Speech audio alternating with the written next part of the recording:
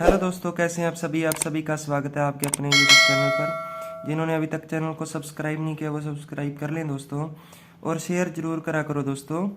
पिछली वीडियो में हमने 35 नंबर क्वेश्चन तक कर लिया था दोस्तों। अब करेंगे 36 नंबर क्वेश्चन। जिन्होंने पिछली 2 वीडियो नहीं देखी वो उनका लिंक डिस्क्रिप्शन में दिया हुआ है दोस्तों, वो जाकर देख सकते हैं। 36 नंबर क्वेश्चन देखो दोस्तों। चीनी की कीमत में 10% की वृद्धि होने के कारण पर एक गृहिणी अपनी खपत में कितने प्रतिशत कमी करे। देखो, अपन मानते कितने हैं दोस्तों, 100% मानते हैं। ठीक है, 100% मानते हैं। अब इसने क्या कहा है, 10% की वृद्धि होने के कारण। ठीक है, तो अब क्या करेंगे, वृद्धि कितनी हुई 10% की, और नीचे कितना हो गया 110 हो गया।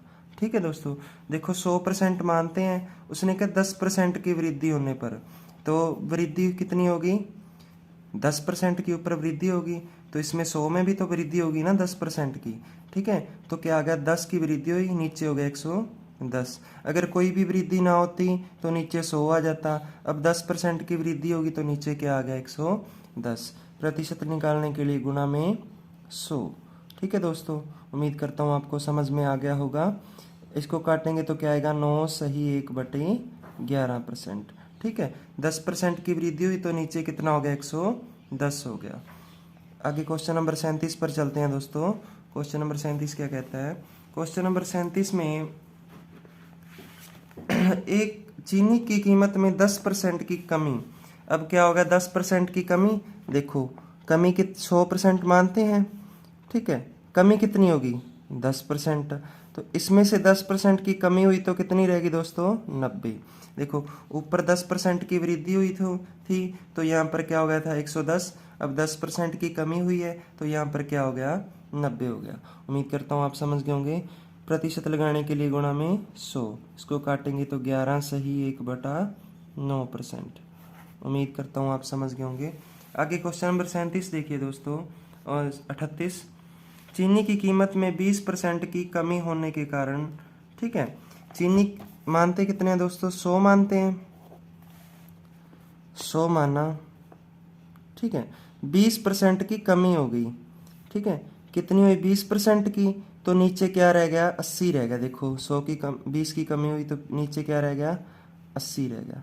देखो इसमें 10 की कमी हुई तो नीचे 90 रह गया था, इसमें 20 की कमी हुई है तो 100 में से 20 घटा देंगे 80 रह गया, गुणा 100। 20 चौके 80। ठीक है, ये क्या आ जाएगा 25%। जितने की वृद्धि हो या कमी हो उसको ऊपर लिखना है, और नीचे वो लिखना है 100 में से घटाकर या बढ़ाकर। ठीक है दोस्तों, उम्मीद करता हूँ आप समझ गए होंगे। आगे क्वेश्चन नंबर 38 देखिए दोस्तों। क्वेश्चन नंबर 38 में क्या है, 39 में, क्वेश्चन नंबर 39 में अब 20% की बढ़ोतरी हो रही है। क्या 20% बढ़ रहा है, तो टोटल माना 100%, कितना बढ़ रहा है 20% बढ़ रहा है, 20% बढ़ रहा है, नीचे कितना हो जाएगा 120। ठीक है दोस्तों, 20% बढ़ रहा है, नीचे हो गया 120, तो प्रतिशत लगाने के लिए गुणा में 100। 20 छिके 120, ये आ जाएगा 16 सही 2/3%। उम्मीद करता हूँ आप समझ गए होंगे। आगे क्वेश्चन नंबर 39 पर देखो दोस्तों, क्वेश्चन नंबर 40। क्वेश्चन नंबर 40 क्या कहता है, किसी चीनी की कीमत में 25% की कमी होने पर। ठीक है, 100% मानते हैं, अगर कमी हो तो 100 में से माइनस करना है। 25% की कमी, देखो कमी कितनी 25% की, हो कितना गया, देखो ये हो गया अपने पास, नीचे हो गया 75, प्रतिशत लगाने के लिए 100। अगर कमी हो तो 100 में से घटाकर लिखना है नीचे, अगर वृद्धि हो तो 100 में जोड़कर लिखना है नीचे। ठीक है, तो 25 दिया 75, ये क्या आ गया दोस्तों 33 सही 1/3%। उम्मीद करता हूँ आप समझ गए होंगे। आगे क्वेश्चन नंबर 41 पर देखते हैं दोस्तों, क्या कहता है, चीनी की कीमत में 25% बढ़ोतरी होने के कारण। ठीक है, 25% की क्या होगी बढ़ोतरी, 100% मानते हैं। अब बढ़ोतरी हुई है तो बीच में प्लस करेंगे, 25% कितना हो गया 125। अब देखो 25% की वृद्धि हुई कितने पर 125 पर हुई दोस्तों। ठीक है, प्रतिशत लगाने के लिए गुणा में 100।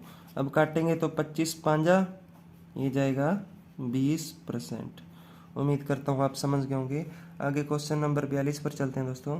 42 में देखो दोस्तों, ये कहता है यदि ए की आय बी की आय से 25% अधिक है, ठीक है, तो मान लेते हैं आप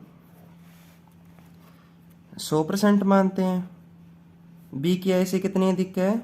25%, तो कितना होगा दोस्तों? 125।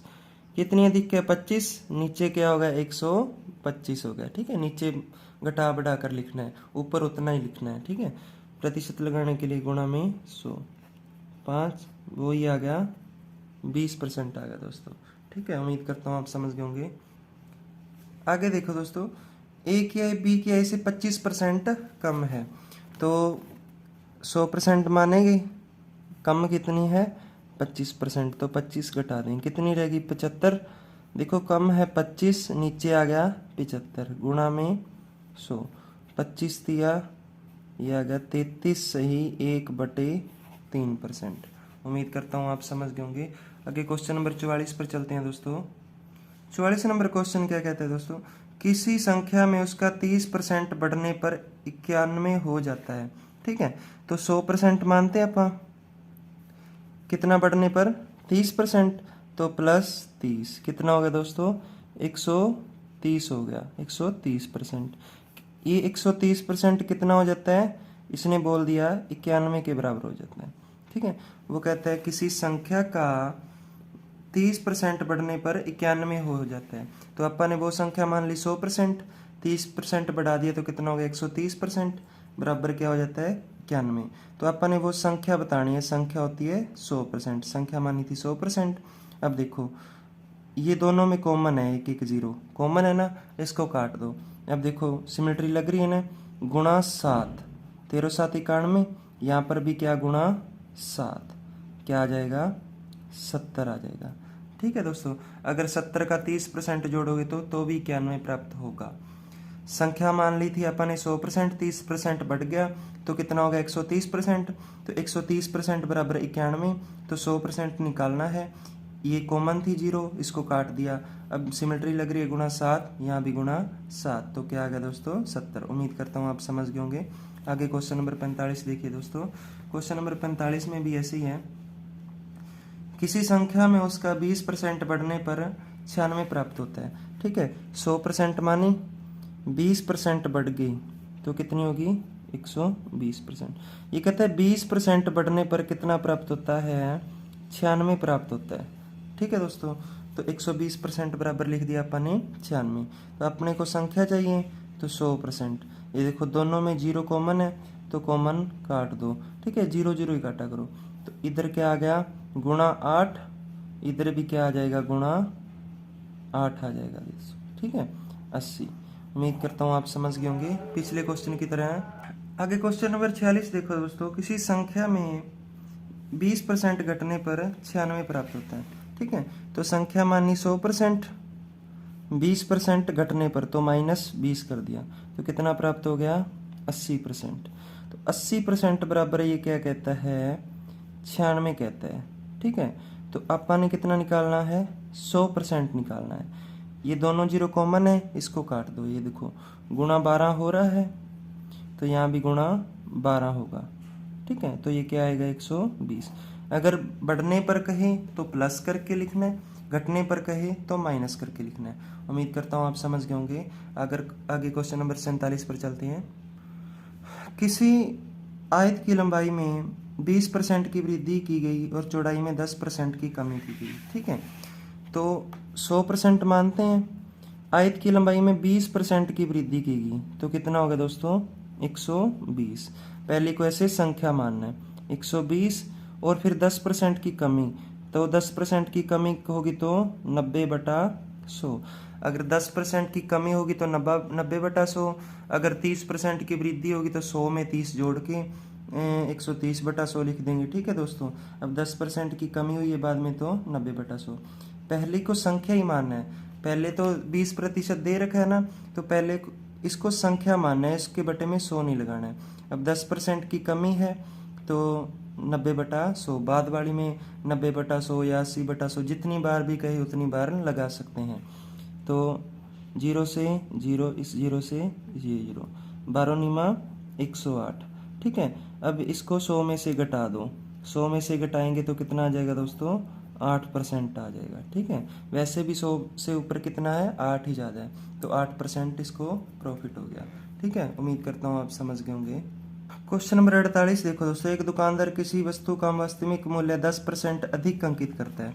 अगर 10% टोटल 100% मानते हैं, 10% अधिक अंकित करता है तो कितना हो गया, 110% हो गया ना दोस्तों, 110। ठीक है, मांग बढ़ने पर वह 10% की पुनः वृद्धि कर देता है। अब 10% की पुनः वृद्धि कर देता है तो गुणा 110/100। पहले को संख्या ही माननी है, अगले के बीच में क्या कर दिया, 110/100 कर दिया। 10% की वृद्धि पहले करता था, आगे क्या कर दिया, 110/100, जीरो से जीरो। ठीक है दोस्तों, ये क्या आ गया, 121। 100 में से घटाएंगे तो कितना रह जाएगा, 21% रह जाएगा दोस्तों। ठीक है, उम्मीद करता हूँ आप समझ गए होंगे।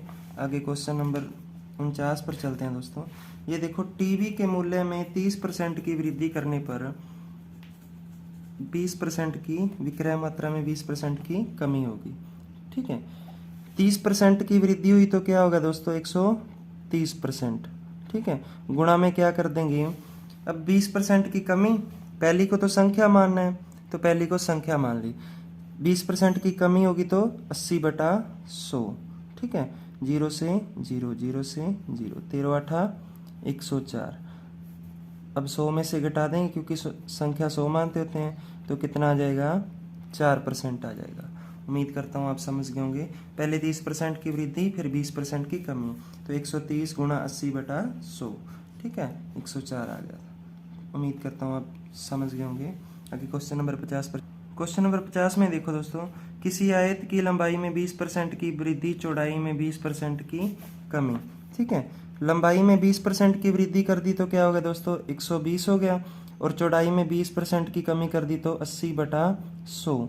पहले के बटा में 100 नहीं लगाना, बाद के बटा में 100 लगाना है। ठीक है, पहले वृद्धि की है, फिर बाद में 20% की कमी की, तो 100 में से 20 घटा कर लिख दिया, जीरो से जीरो, इस जीरो से जीरो, 12×8 = 96। ठीक है दोस्तों, 96 आ गया, तो 100 में से क्या कर देंगे, 96 को माइनस कर देंगे, तो क्या आ गया, 4%, तो ये माइनस में आ गया। ठीक है दोस्तों, ये क्या आ गया, माइनस में। अगर 100 में से 100 से नीचे आई तो माइनस में आएगा, 100 से ऊपर आई तो प्लस में आएगा। उम्मीद करता हूँ आप समझ गए होंगे। आगे देखो दोस्तों, किसी आयत की लंबाई 30% बढ़ा दी जाए और चौड़ाई 10% घटा दी जाए। ठीक है, 51 नंबर क्वेश्चन, 30% बढ़ा दी जाए तो 130 होगी, और 10% घटा दी जाए तो 90/100। ठीक है, 10% घटा दी बाद में तो 90/100, जीरो से जीरो, जीरो से जीरो, 13×9 = 117। अब ये 100 से ऊपर है ना, कितना ऊपर है, 17, तो इसका आंसर क्या आ गया, 17, या 100 इसमें से घटा दो तो भी 17 ही बचेगा। आगे क्वेश्चन नंबर 52 पर ये क्या कहता है, कॉफी के मूल्य में 15% की वृद्धि के कारण एक गृहिणी 15% की कमी कर देती है। देखो, पहले क्या कर दी, 15% की वृद्धि, तो क्या लिख दिया, 115। ठीक है, फिर 15% की कमी तो 85/100। ये 15% की कमी तो 100 में से घटा कर लिखा है, वृद्धि है तो 100 में जोड़ कर लिखा है, तो ये क्या आ जाएगा दोस्तों, 115 × 85 होता है, ये होता है दोस्तों 97/75। अब नीचे 2 जीरो है तो 2 के बाद दशमलव। ठीक है, तो अब इसको क्या करेंगे, इसको 100 में से घटा देंगे, इसको 100 में से घटाएंगे तो क्या आ जाएगा, 97/75 को 100 में से घटाएंगे, 52200, 2.25 आ गया। अब 100 से कम है तो ये क्या आ जाएगा, माइनस में आ जाएगा, 2.25। ठीक है दोस्तों, उम्मीद करता हूँ आप समझ गए होंगे। आगे क्वेश्चन नंबर 53 पर चलते हैं। 20% की वृद्धि कर देता है और बाद में 20% की कमी कर देता है। तो क्वेश्चन नंबर 53 पढ़ लेना दोस्तों अपने मैथ में से। पहले 20% की वृद्धि करता है तो 120, फिर 20% की कमी करता है तो 80/100। ठीक है, पहली संख्या ऐसे की ऐसे ही लिखनी है, बटा में कोई 100 नहीं लगाना, दूसरी संख्या के बटा में 100 लगाना है। तो जीरो से जीरो, जीरो से जीरो, ये क्या आ गया, 12×8 = 96। ये 100 से नीचे है ना दोस्तों, कितना नीचे 4, तो ये क्या आ जाएगा -4। उम्मीद करता हूँ आप समझ गए होंगे। आगे क्वेश्चन नंबर 54 पर चलते हैं। क्वेश्चन नंबर 54 में क्या है, चीनी के मूल्य में 25% की वृद्धि होने के कारण एक गृहिणी चीनी की खपत में 25% की कमी कर देती है। ठीक है, तो 54 नंबर क्वेश्चन में देखो, पहले 25% की वृद्धि हुई तो 125 हो गया, फिर 25% की कमी हुई तो क्या हो गया 75/100। ये होता है दोस्तों 93/75 होता है। ठीक है, ये क्या होता है 93/75। तो 100 में से घटाएंगे 93/75 को, कितना आ जाएगा 526, 625 आ जाएगा दोस्तों। ठीक है, तो ये 100 से कम है तो आगे क्या लगा देंगे, माइनस लगा देंगे। उम्मीद करता हूँ आप समझ गए होंगे। आगे देखिए दोस्तों, राम के वेतन में 30% की कमी कर दी गई और बाद में 30% की वृद्धि कर दी गई। देखो अब पहले 30% की कमी कर दी गई तो क्या आ गया, पहले 70 आ गया। ठीक है, अब बाद में 30% की वृद्धि की है तो बाद में 130/100 आ गया। ठीक है दोस्तों, पहले कमी की है तो 70 आ गया, 70 को ऐसे की ऐसे लिखेंगे। ठीक है, बाद में वृद्धि की है तो 130/100। ठीक है, 0 से 0, 0 से 0। ठीक है, 9391, 9391। तो ये 100 से कितना कम है दोस्तों, ये 100 से 9 कम है, तो ये क्या आ जाएगा 9% प्रॉफिट हानि हो। 100 से 9 कम है तो क्या आ जाएगा माइनस का 9%। ठीक है दोस्तों, तो आगे क्या होगा, मैं 56 नंबर क्वेश्चन पर चलते हैं। 56 नंबर क्वेश्चन में 50% की वृद्धि कर देता है, फिर 50% की कमी कर देता है। पहले 50% की वृद्धि की तो 150, फिर 50% की कमी की तो 50/100। ठीक है दोस्तों, 0 से 0, 0 से 0, 15×5 75। तो ये 75 आ गया। 100 से कितना कम है दोस्तों, 100 से कम है 25, कम है तो क्या आ जाएगा माइनस वाला उत्तर आ जाएगा। उम्मीद करता हूँ ये चैप्टर आपको आसानी से समझ में आया होगा। चैनल को शेयर जरूर करें दोस्तों। धन्यवाद।